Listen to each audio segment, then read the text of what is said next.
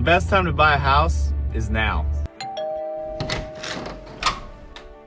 Now I say that with some nuance here, like don't buy a house if you just can't afford it.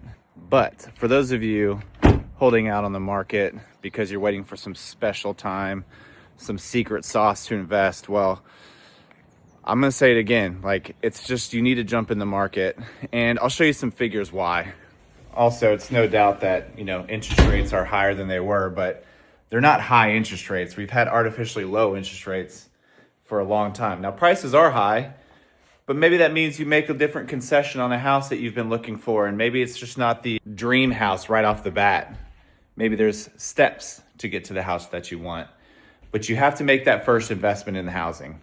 Because the fact of the matter is, we might not see a large price reduction. In fact, I want to show you something. This is the average sales price in Davidson County for the past 3 years. January 2024, 695,000, almost 696,000. January 2025, 712,000. January 2026, 747,000. Williamson County, check this out. Average sales price 1.32 in 24. January 25, 1.15, and then January 26, 1.36. Williamson County can have some outliers, so your average can swing pretty wildly. But if we go over to the median sales price, check this out.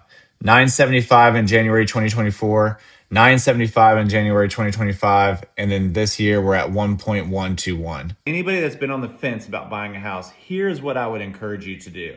Talk to a good lender. And if you need a good lender, reach out to me and I'll put you in contact with one.